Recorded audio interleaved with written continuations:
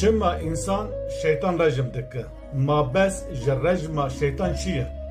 Evcik ku hacik kevra daveni pede grave şeytan rejim dike. Şeytan duvar dayı. Ke şeytan vur gire dayı? O ke kude şeytan duvar dayı. Droja aydi yekem da insan tar şeytanı mezzin, paşi tar şeytanı ortaya, paşi tar şeytanı piçu rejim dike. Siyaror serhevdu. Divida ma bes ji rejima şeytan çiye? Ma bes ji rejima şeytan ev tu küfrê rejim dike, tu zulmê rejim dike, tu şirkê rejim dike. Tu dere şeytan tune, kesî şeytan girê nedaye ku tu şeytan rejim bike. Lê mixabin Müslümanê ku terwê derê, insan, ulema, mella an jî kesî ku Xwedê giravê rêvebirê dînê İslamê an jî xwe ulema hesab dikin. Ji wan re mabez ji rejimkirina şeytan çî navê? Millet nizanin çima kevir davê wê derê. Li welatê temamê welatê Müslümana قسم şeytana li iktidarana. An jî li welatê te tu hevalê şeytanı, insanê ku bûne şeytan. Dewre du çeşît şeytan heye. İblis insan şeytanê ji cinna ew weswese dide mire, insanê ku bê şeytan.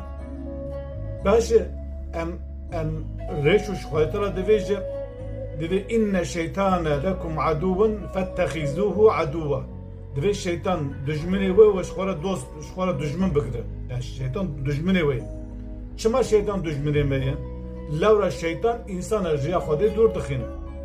Naxwaze tu bi hukmê ehkâm İslamî hereket bike. Te ji temam riya İslamê dûr dixîne.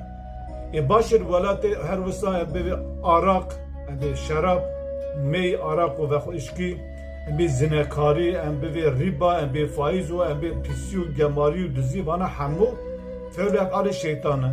û li temamê welatê Müslümana ev tiştana kij mibaha.